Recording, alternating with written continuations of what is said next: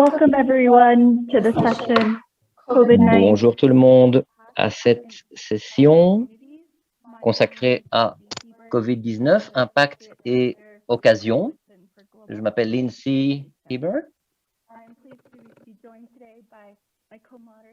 Je serai accompagné par le co-modérateur Mohamed Abdulaziz.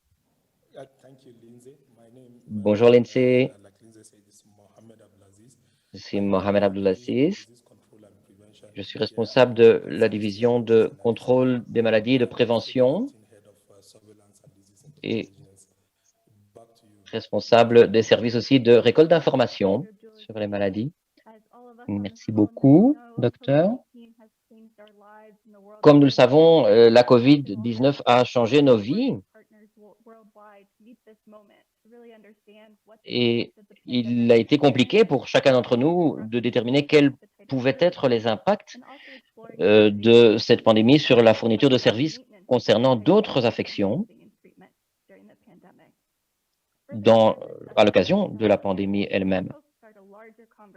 Nous espérons pouvoir lancer une conversation ample, étendue, à partir de quelques exemples qui vont être fournis de manière dont la pandémie a été affrontée et comment les services relatifs aux hépatites ont pu continuer à être déployés. Il y a donc ici un attirail ou un éventail de présentations autour de cas dans différents pays.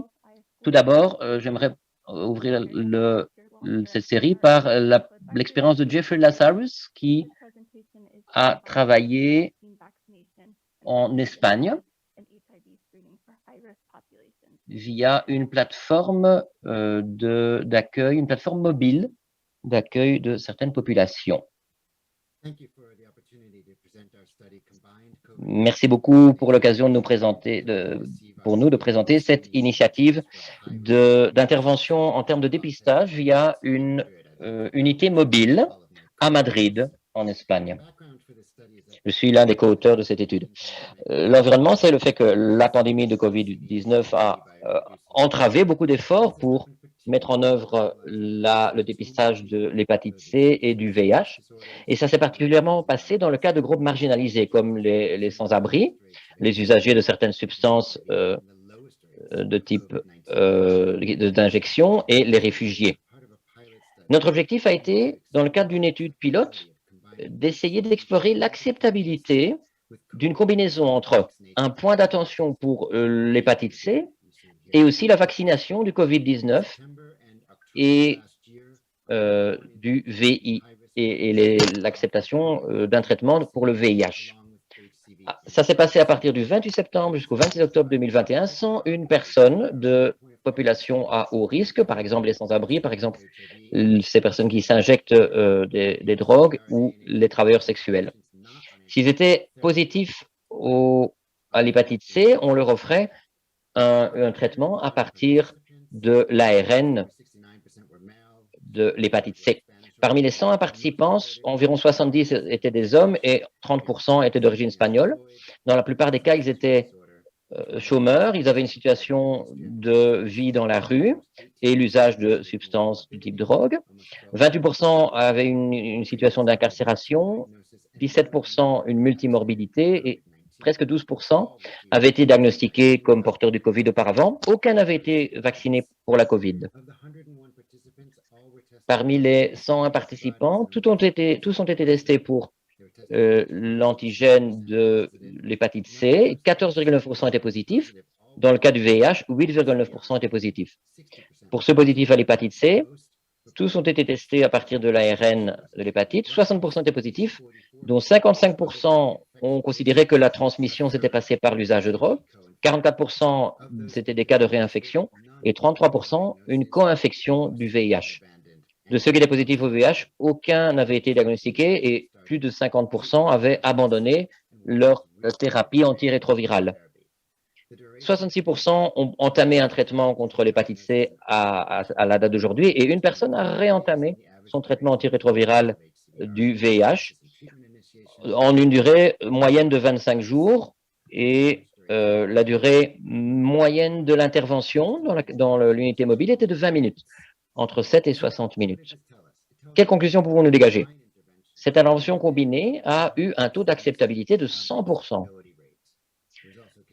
Ça a été une intervention aussi considérée comme sûre et ça a permis de mettre en œuvre une approche optimisée dans l'utilisation du temps des participants parce qu'ils ont été vaccinés à la COVID-19 dans le moment où ils attendaient les résultats des tests pour l'hépatite C et le VIH. Et ça a évité le besoin de plusieurs visites chez le médecin. Cette approche peut servir comme exemple d'un modèle innovant de prise en charge pour combiner le test de l'hépatite C et du VIH ainsi que la vaccination à la COVID-19. J'aimerais préciser que nous remercions AbbVie pour avoir financé partiellement cette étude. Merci, professeur Jeffrey, d'avoir mis en avant cette pratique. Notre prochaine présentation nous emmène aux États-Unis à découvrir l'expérience d'un réseau qui est actif à Hawaï avec le professeur Saltman.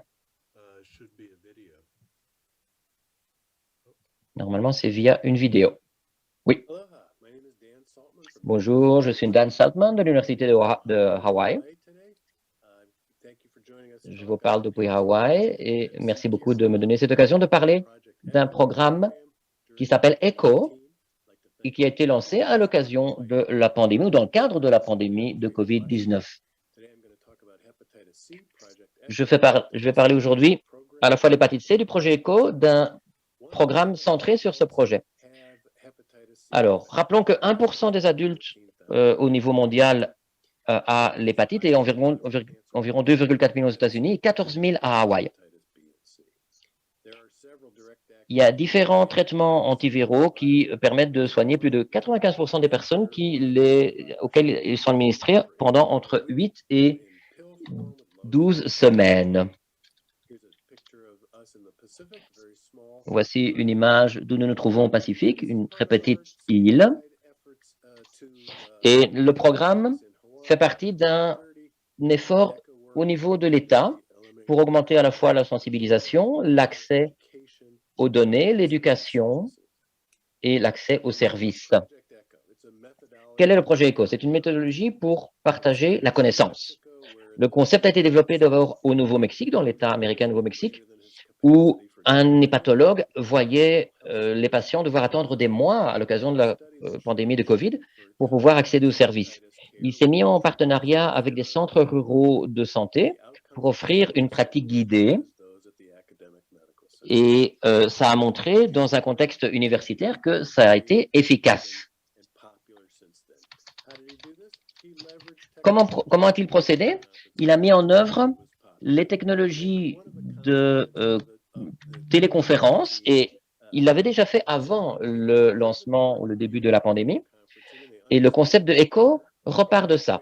En tant qu'instrument pour partager la connaissance à travers les parties prenantes des réseaux de santé, en particulier les travailleurs de la santé. Le modèle ECHO consiste à utiliser la technologie pour diffuser l'expertise à partir d'une équipe multidisciplinaire, pour partager les meilleures pratiques et pour obtenir des résultats plus efficaces. En quoi est-ce différent de la télémédecine? Presque toujours, la télémédecine consiste à mettre en relation un spécialiste médical et un seul patient. Alors qu'ici, c'est un processus collectif avec une équipe multidisciplinaire à la base des formations qui elle-même adresse ses connaissances à un certain nombre de professionnels de la santé et eux peuvent répliquer ça chez les patients, chez des groupes de patients. Le programme ECHO a été mis en œuvre, comme on le voit, un peu partout sur la planète, notamment en Asie et dans la zone Pacifique. Ici, j'aimerais partir de la fin, qui sont les résultats obtenus. On voit que les résultats en termes de mise en avant chez les patients de leur capacité à avancer dans leur connaissance, notamment de l'hépatite, sont des résultats plus faciles à trouver que ceux des mesures cliniques et que ceux des aspects financiers. Mais dans les 3 cas, des résultats ont été obtenus. Voici un formulaire que nous avons mis au point et qui a permis aux participants de suivre mieux l'évolution de leurs patients. Ici est le programme que nous avons suivi, qui a duré 16 semaines au total, autour de l'hépatite C et certains degrés d'intersectionnalité avec d'autres affections. Voici l'agenda. C'était donc hebdomadaire,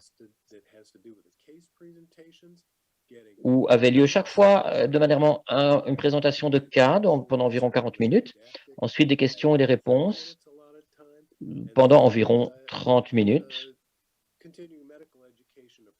Et ça a permis de mettre en œuvre une approche d'éducation médicale continue. Nous envoyions également 2 fois par semaine un courriel. On voyait un exemple ici avec une invitation qui fournissait quelques informations complémentaires. Comment participer à ces séances, informations sur la plateforme de Zoom, etc. Voici un formulaire hebdomadaire d'évaluation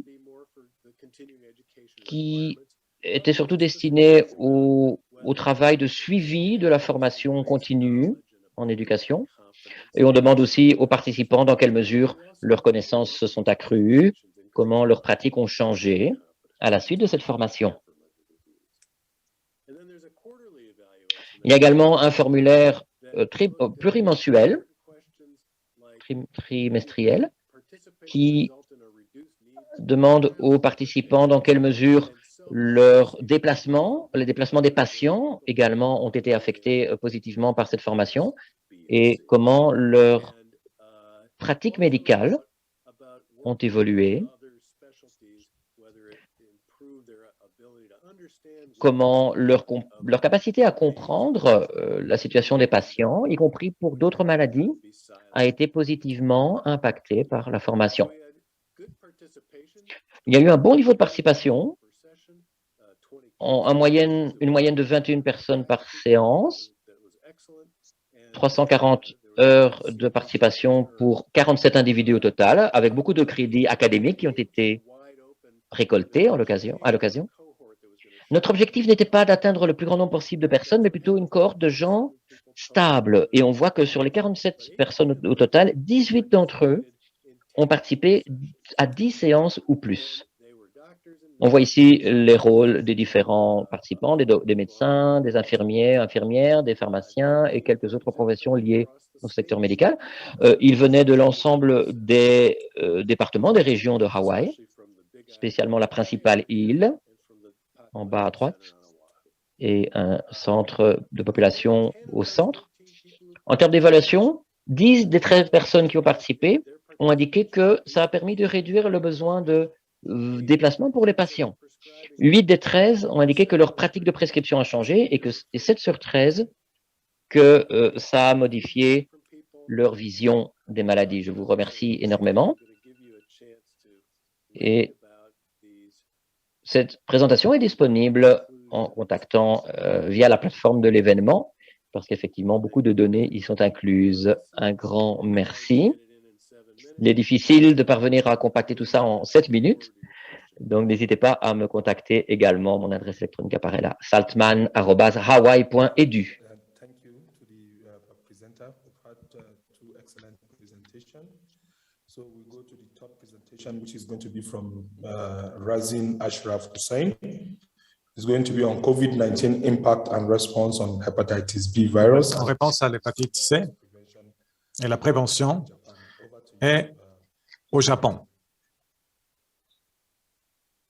La présentation suivante va concerner la réponse Merci, Monsieur le Président.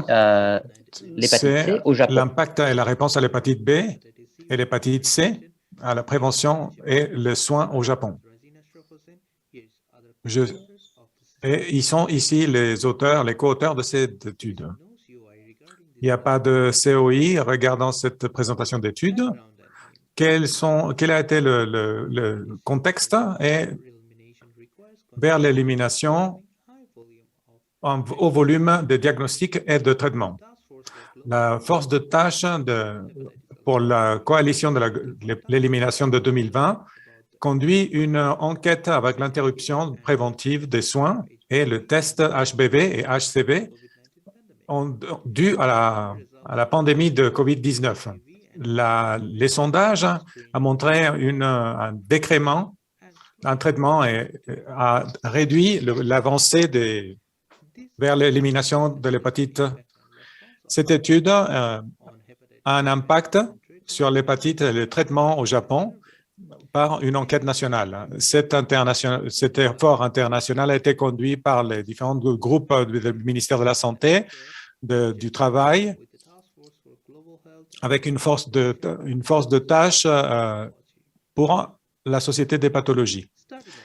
Quelle a été la méthode d'étude? Nous avons fait une étude croisée qui comprend les membres de la Société des pathologies. C'était par une plateforme en ligne. Ça a été conduit en japonais et en anglais et le questionnaire a été envoyé par la Société des pathologies du Japon et ça a duré 40 jours. Les questions ont compris le domaine, la zone, l'information de base, HBV, HCV avec les services, les défis et la mitigation des stratégies, la réponse au docteur de COVID-19 et le potentiel bénéfice sur l'hépatite de cette réponse. Quels sont les résultats?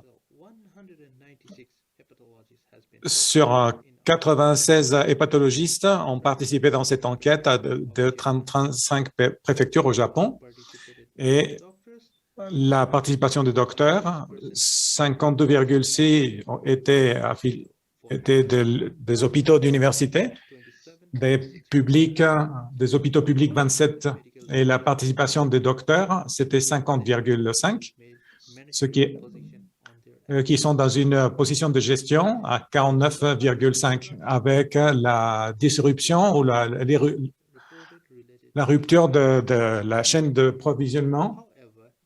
Cependant, des médecins ont répondu avec des infections, avec du PPE pendant la période de COVID-19. Sur les services relatifs ou qui sont en relation avec l'hépatite, ils étaient très touchés par la crise du COVID et le suivi ils ont répondu que dans le dépistage et la confirmation des tests avec les différents diagnostics et autres services, les laboratoires ont été très touchés. L'endoscopie gastro-intestinale a été augmentée. En addition à cela, les hépatologistes ont répondu et ont étendu les interventions dans les hôpitaux.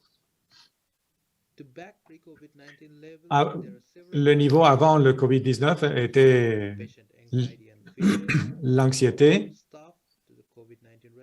la perte de personnel et la réponse au niveau des patients et les défis pour résumer les services avant la mesure qu'on avait avant la COVID.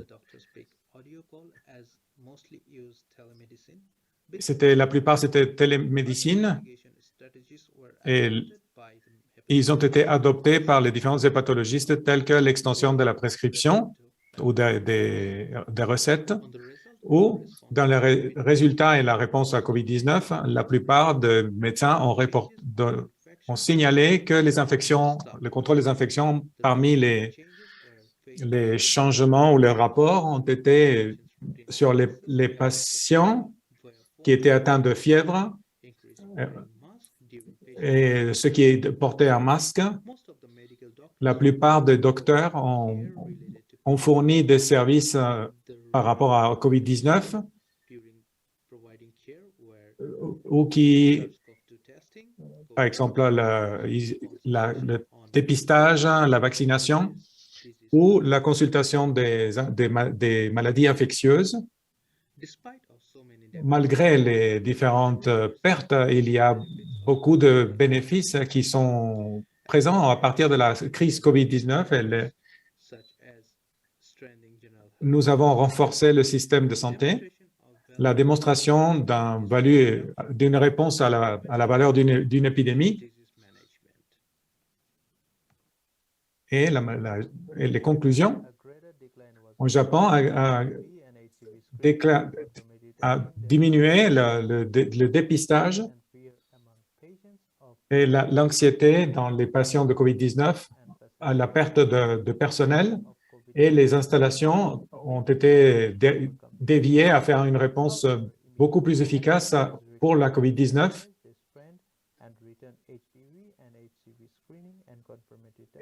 Et pour l'élimination vers 2030 au Japon, et tous les efforts doivent tirer le bénéfice à partir de la pandémie de COVID-19 pour le renforcement de ce système de santé et la démonstration d'une valeur de l'hépatite et pendant la réponse que nous avons eue pendant la pandémie. Et pour l'élimination vers 2030, le Japon doit rebondir. Merci de m'avoir entendu. Et les commentaires ou les questions? Merci. Et nous allons voir à notre présentation finale. Et ensuite, pour la séance de questions et réponses, par Maria Donatelli, qui va nous raconter un peu quelles sont la complémentarité et HCV, et les soins HCV et le type de COVID-19. À vous. Merci à l'Alliance de l'hépatite d'organiser cet événement aussi important pour parler en nom de la coalition. Les participantes qui réagissent à la crise créée par la COVID-19 en ordre, les différents retards que nous avons pu prendre vers l'élimination pour 2030. Comme vous le savez, la plupart les effets dévastateurs de la COVID-19 qui a exclu les populations en faisant à la pandémie sans être pour nous protéger d'elle. Et pour ceux qui étaient forcés de survivre. Les différentes faiblesses de notre système de santé et le manque c'était les faiblesses déclarées qui n'étaient pas nécessairement, et dans d'autres pays, le monde a vu les ravages que d'autres maladies ont continué à faire partout dans le monde. Et c'est dans ce contexte que la communauté, les services de santé, était encore beaucoup plus nécessaire et plus important. Et dans ce contexte que la coalition a décidé de faire un plan d'urgence pour pouvoir faire avancer les services de santé en aidant les organisations à garder les services pour l'hépatite et d'autres populations clés pendant la crise du COVID-19. Ceci a eu le support d'United. De 2020 à décembre 2020, l'urgence nous a permis de donner des services pour prévenir l'augmentation de HCV dans les infections, dans les populations clés, la maintenance, un minimum d'activité et le support psychosocial et des soins pour payer l'HCV et les gens qui font des drogues. Et nous avons donné un support économique et de nourriture et la protection personnelle pour les travailleurs de la communauté qui travaillaient dans cette... Ceci a été possible dans 5 pays avec le HCV Project, en collaboration au Brésil avec FOASP, au Maroc avec la LCS, Malaisie avec MAC-AMTAG, Inde avec CON et Manipur, et en Colombie avec IFARMA et Temeride. Avec United et la coalition, nous avons collecté 263 141 en décembre 2020. Ceci a autour de 9 700 individus ont bénéficié de la prévention communautaire, des services communautaires, et 21 000 ont bénéficié de services de support social, et 6 000 ont reçu des kits d'assistance. Et toutes les autres sont documentées dans un documentaire qui est disponible et le documentaire. Et le virus ne va pas nous arrêter. Si nous voulons avoir plus d'activités, vous pouvez voir que les services des organisations locales étaient rapides de pouvoir montrer leurs gains et faire face aux nouveaux défis dus à la crise, à la pandémie et tous les défis vers l'élimination des HCV dans les populations clés. Et c'est important de montrer comment les gouvernements étaient pour collaborer avec la société civile et les communautés. Et cette collaboration a pris la forme de suivre la maintenance aux communautés au Maroc, Malaisie, Inde et Colombie, la HCV dans Manipur via le dépistage communautaire, et la remise des médicaments aux patients n'était pas due au confinement, et la création de foyers pour les gens qui utilisent des drogues dans la période où l'hépatite C n'était pas une priorité. Les traitements étaient transformés dans des centres de COVID, les services étaient très limités et le dépistage était suspendu, et l'urgence que les organisations locales ont prouvé l'importance des apports de la communauté comme un complément, un système pour le système national de santé. Et en addition à cela, dans la charge par la COVID-19, le besoin de pouvoir collaborer avec d'autres communautés, le besoin pour la simplification des services, le besoin de la décentralisation des services en ordre de pouvoir minimiser l'impact de la crise du COVID-19 et toutes les futures crises vers l'élimination. Et comme je voudrais vous montrer les visages des gens qui étaient face à cette. Je m'appelle Maria Jiménez. Je m'appelle Adil Adam. Je suis d'Enzil, Bougil Hasna. Je m'appelle Hugo Castro. Edward Lowe. My name is Patriarch. Je m'appelle Sunita. Je m'appelle Jérémy. Le virus ne s'arrête pas, ne nous arrête pas. Nous sommes des activistes engagés dans la lutte contre l'hépatite virale. Nous mobilisons nos communautés dans les zones vulnérables. Dans le contexte de la pandémie, notre situation s'est détériorée. Notre mobilisation rapide a fait possible la continuité et la prévention des services de support ou d'appui. Nous avons adapté les besoins à différents pays et en coordination avec Coalition Plus. Merci de m'avoir entendu et cette présentation, et à tous les partenaires qui ont participé dans ce projet et aux communautés qui ont aidé pour le HCV et la COVID-19 et pour la contribution financière aussi à nos partenaires. Merci Maria pour la présentation. Nous avons entendu quelques présentations pendant la pandémie et que nous allons signaler pendant la pandémie. Alors, nous allons passer maintenant à questions et réponses.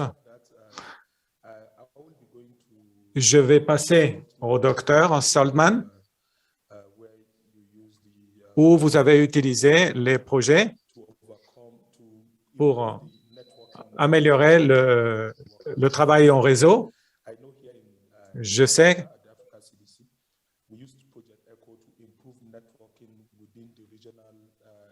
que nous allons dans le communautaire régional, dans le continent, pour améliorer la réponse pendant la pandémie. Dr Saltman, question pour vous d'un département. Quels sont les plans pour continuer ou étendre les éco-projects à Hawaï, par exemple? Nous avons planifié encore 16 qui vont venir pour août, et ça a été financement par le département de santé. Le financement est un défi pour les programmes aux États-Unis et c'est très important. Ils sont fondés par les législateurs, par les fonds qui sont attribués. Et idéalement, la situation idéale dans un centre médical, ce serait la ligne budgétaire qui va donner un appui. À Hawaï, c'est une situation assez unique parce que les centres médicaux de l'académie, c'est plutôt basé par la communauté et c'est une faculté assez petite, dans un contexte, dans une communauté assez large, alors les spécialistes sont en dehors des centres en lui-même. Durable, que ce soit durable, c'est toujours un défi. Et continuellement, nous cherchons et nous continuons à faire comprendre la valeur de... Nous pouvons essayer toujours les accès à ces programmes, avoir donné beaucoup plus de support. Je devrais dire qu'aux États-Unis, avec le modèle d'assurance, les programmes comme ECHO ont beaucoup d'opportunités de pouvoir fermer ou de réduire les brèches et le service. Et ils ont un intérêt direct de donner un support eux-mêmes, et c'est d'avoir les contributeurs de troisième partie dans l'État et l'État fédéral qui sont combinés dans un même système pour donner ECHO comme un programme pour augmenter la capacité de soins spécialisés. Merci.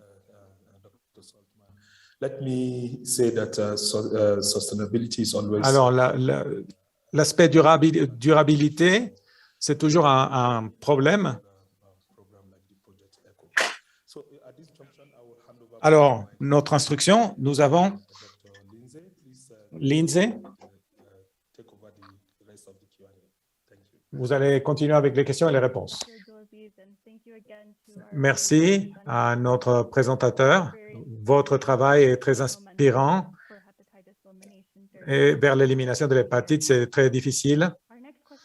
Notre prochaine question de Maria, de notre dernière présentation, il serait merveilleux de pouvoir étendre un peu plus de quelles sont les innovations. Vous avez vu que les organisations de la communauté ont mis en place pour pouvoir être continues et étendre pour la remise des services. Je crois que l'innovation a été le fait que le gouvernement a fait confiance de faire les choses que nous ne faisions pas avant. Nous nous sommes vus dans une crise où il y avait un système ne pouvait pas couvrir tout parce que tout le monde était visé dans la COVID, qu'il y a d'autres choses qui étaient en train de se briser, de se casser, les services de santé ou les traitements, etc. C'était réduit. Alors, la communauté a demandé de le faire, d'avoir un accord particulier, et pouvoir remettre les traitements qui étaient en dehors des services médicaux, et il y avait une sorte de décentralisation qui n'était pas acceptée, et ça a montré que ça a fonctionné. Et l'autre chose, c'est que nous avons développé de nouveaux modèles, par exemple, en Inde, où nos partenaires se sont retrouvés que les personnes qui font des drogues ne sont pas permis de rester dans les rues où ils étaient sans abri.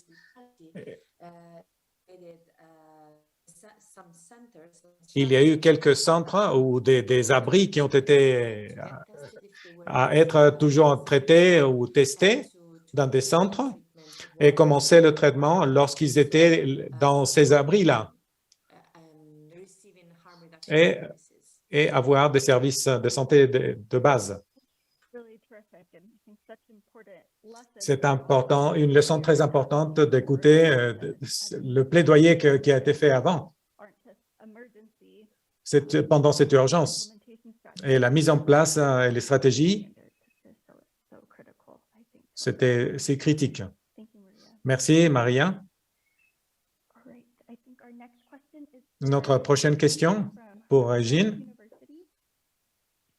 Pardon.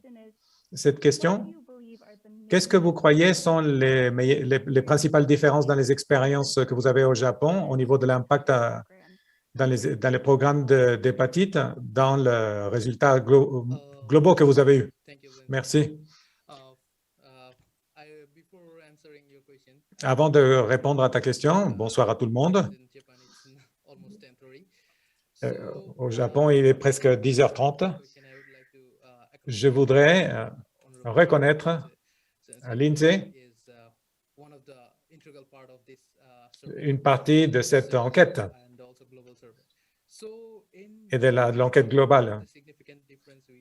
Quelles sont les différences que nous avons pu voir au Japon? La diminution dans l'hépatite B et C pour le dépistage et pour le traitement, c'est plus ou moins de 25%, ce qui est beaucoup moins que dans l'enquête globale d'autres pays. Mais ceci veut dire que les principaux facteurs de tous les... Et l'anxiété était plus de 60%, presque 70%. C'était un grand défi de pouvoir passer dans le diagnostic et le traitement.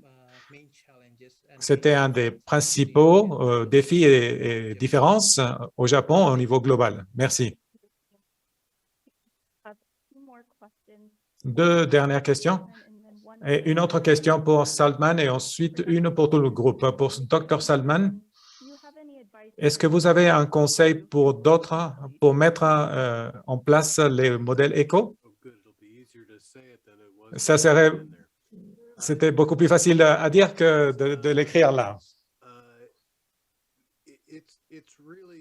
C'est vraiment, il y a deux choses qui font le modèle éco de différents webinaires. La première, c'est la présentation des cas.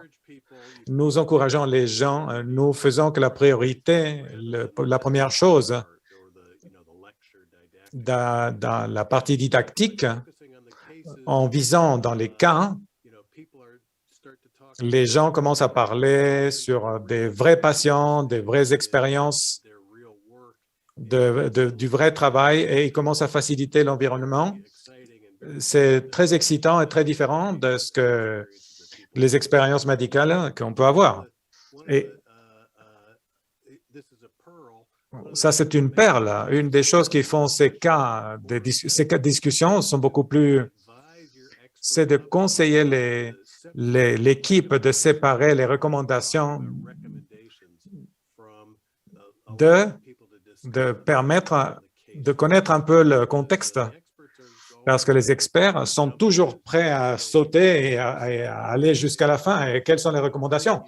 Mais augmenter l'opportunité de cette communauté dans les fournisseurs et dans cette équipe, si la facilitation nous permet la discussion du contexte historique, les examens, les questions sur cela, les questions sur l'environnement social, d'où les gens viennent, et résumer cela et ensuite passer aux recommandations, ceci améliore le renforcement de la présentation du cas.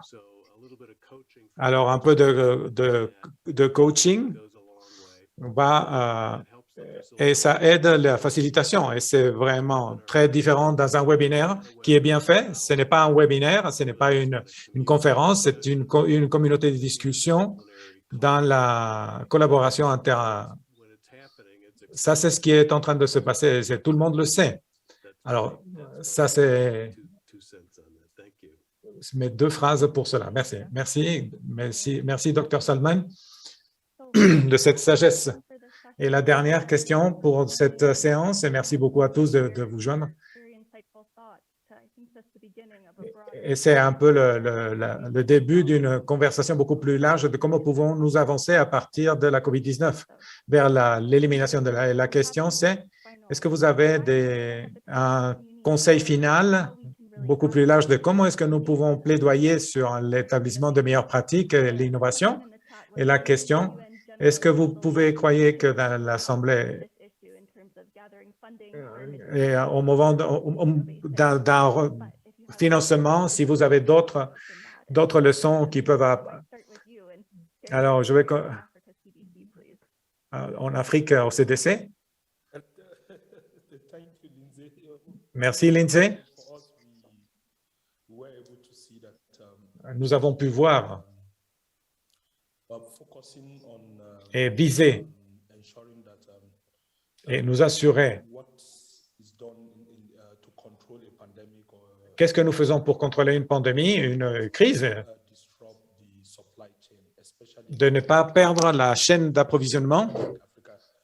Un continent comme l'Afrique qui dépend de beaucoup de fonds qui viennent d'autres continents et ouvrir les corridors humanitaires pour les différentes fournitures, pour les différentes maladies qui demandent des médicaments, des diagnostics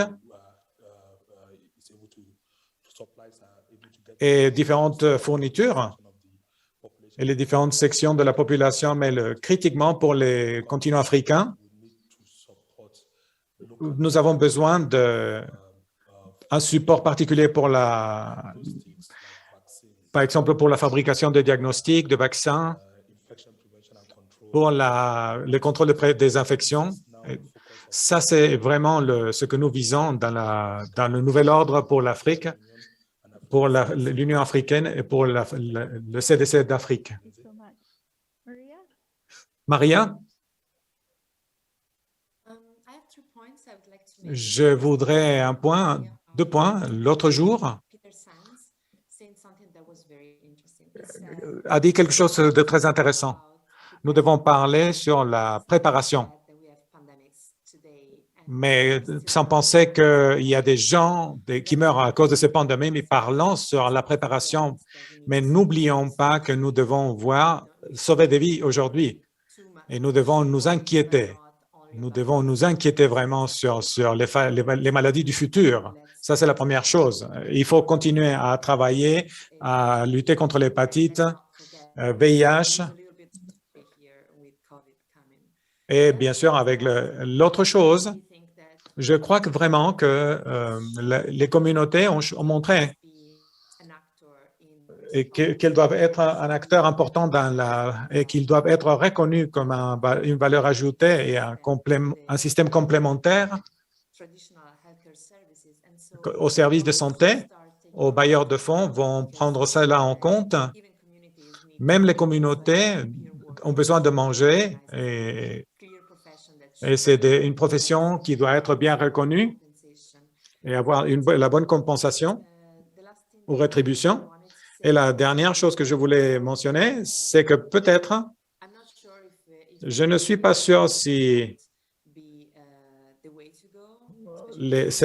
je ne sais, parce que maintenant, nous n'avons pas le lien direct, mais ça pourrait nous aider à signaler le problème. Nous parlons de couverture et de la préparation et nous ne parlons pas aux pandémies que nous faisons face maintenant. Alors, Dr. Salman, si vous voulez rajouter quelque chose. Thank you, Chair. So, Dr. Salman, you want to start or it's okay? Okay. Thank you very much. Merci. So, La COVID-19 nous a eu un impact très fort, c'est sûr, et qu'il n'y a pas de doute. Et s'il y a 1%, c'est toujours une charge. Alors, nous ne pouvons pas changer ce qui s'est passé ou comment est-ce que ça s'est passé pour l'hépatite au niveau de la COVID. Mais il y a 2 jours, nous devons encore un trillion au niveau des fonds et que nous allons avoir encore des brèches. La COVID-19 nous a donné quelques leçons pour penser les choses dans l'avenir. Nous avons amélioré des choses et parlé de prévention et des maladies infectieuses dans le renforcement de systèmes. Et en 2030, ce n'est pas si loin, mais ce n'est pas si proche. Alors, j'espère qu'il n'y aura pas d'autres pandémies. Nous devons être préparés pour tous les défis et j'espère qu'il n'y aura pas de pandémie dans le futur. Mais je pense que cette fois, ceci s'est passé, nos hépatologistes et le système, et avec la situation, et nous devons continuer à avancer sans perdre de vue l'objectif et vers l'élimination.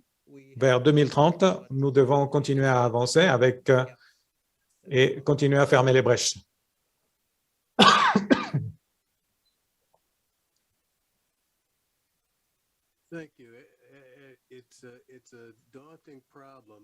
C'est un problème. Le système de santé, traiter l'hépatite C a changé ma pratique et a changé ma vie. Je n'ai jamais curer ou guérir une maladie infectieuse. C'est un beau modèle pour viser. Et nos partenaires de HEP-Hawaii, ils ont visé les différentes multiples de la microélimination, des projets de microélimination. Alors, en voyant les parties de manière beaucoup plus gérable, c'était l'hépatite C, c'est une condition, la définition sont très simples, sont claires, le diagnostic est clair, le traitement ou le patron de traitement est clair, et c'est beaucoup plus simple que le diabète, par exemple. Je ne sais pas si je devrais le dire de cette manière-là ou dans ce forum, c'est beaucoup plus compliqué, c'est beaucoup avec les tendances courantes ou avec les traitements courants. Mais l'hépatite C est une maladie dans un état comme une île, comme le Hawaï, qui ne devrait pas s'étendre. Nous devons savoir qui sont infectés, nous devons pouvoir remettre les services. Le coût des médicaments, c'est vraiment le problème. Mais c'est une quantité que nous pouvons connaître, savoir. C'est une condition guérissable et l'élimination, ce n'est pas une chose dans le ciel, dans l'air. Et nous pouvons l'éliminer, nous pouvons la réduire à 10% ou 20%. C'est vraiment réaliste. C'est une chose possible à faire et en visant cela, ceci va nous pointer à comment le système médical dans votre localité pour atteindre ce but. Alors, on continue à poursuivre. C'est un objectif de pouvoir nous mettre ensemble pour pouvoir trouver ce que les problèmes sont dans le système de santé ou dans le système médical. Merci à vous tous. C'est une bonne